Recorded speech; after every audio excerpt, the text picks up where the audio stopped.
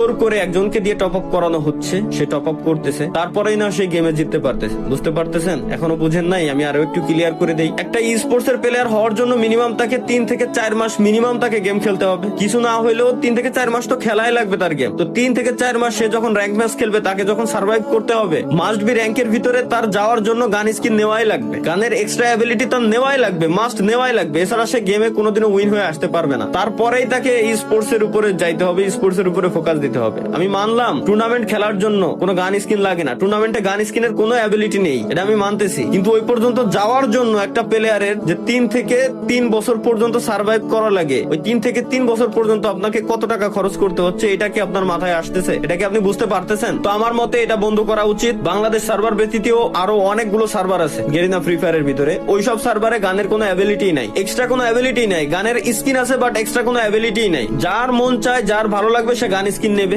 যার মন চায়, যার ভালো লাগবে সে গাড়ির স্কিন নেবে, কারের স্কিন নেবে, বাইকের স্কিন নেবে, কোনো সমস্যা নেই। কিন্তু একজনকে দিয়ে জোর করে কিনায় পে টু উইন বানানোর কোনো মানে হয় না বলে আমি মনে করি। তো দিন শেষে আমাদের সকলেরই আসলে এই ব্যাপারে স্টেপ নেওয়া উচিত, না হলে ভবিষ্যৎ যে প্রজন্ম আসতেছে ওরা ধ্বংসের মুখে ধ্বংস হয়ে যাবে বলে আমি মনে করি। এটা ছিল হচ্ছে আমার দ্বিতীয় পয়েন্ট। আশা করি আপনারা যথেষ্ট বুদ্ধিমান, যথেষ্ট পরিমাণে ভালো বুঝেন, আপনাদেরকে এত বোঝানোর কিছু নেই, আপনারা বুঝে গেছেন যে আমি কি বলতে